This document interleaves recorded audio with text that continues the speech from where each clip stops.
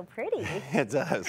Fall has finally arrived in Idaho, and soon we'll be seeing cooler days and frosty nights on a regular basis.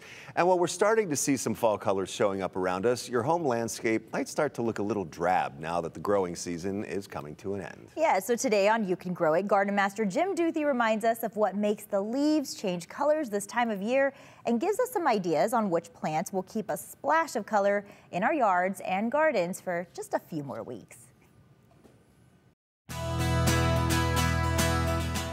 Fall colors are showing up all around the Treasure Valley right now as the days get shorter and the temperatures start to cool off.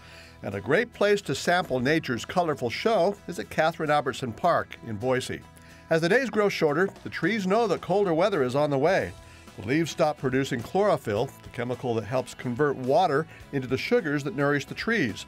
All of the other colors that were hidden by the green chlorophyll start to emerge. Reds, yellows, oranges, golds, and browns, providing, at least for a few weeks, an explosion of nature's brilliant artwork. Fall weather is just around the corner, and it won't be long before we start to see freezing temperatures at night. But you can keep a lot of nice color in your yard through the fall with some hardy plants like mums, dahlias, and even flowering kale. Mums are a great fall plant because there's such a variety of bright colors you can choose from that will dress up your yard and garden as the summer foliage and blossoms start to fade away. Mums, short for chrysanthemums, love the cooler weather and will continue to bloom even through the first light frosts of fall.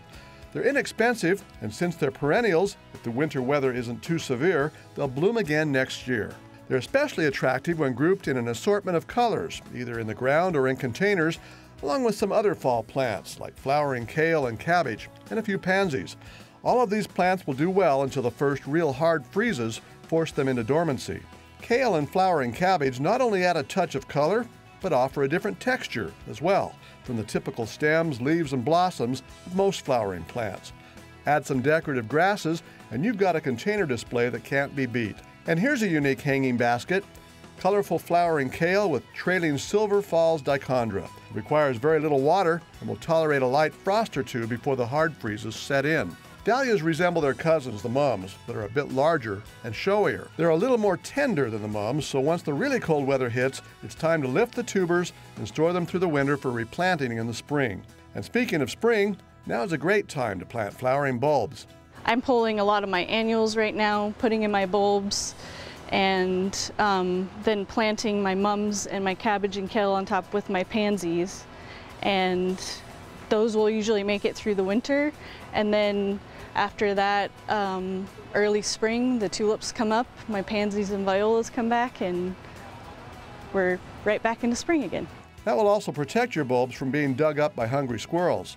I like to do my bulbs in groupings, and so here we have some that are actually just a mixture, because sometimes it can be really hard to choose from the wide selection of bulbs. Planting now for fall color and getting a jump on spring flowers at the same time. For Idaho's News Channel 7, and You Can Grow It, I'm Jim Duthie.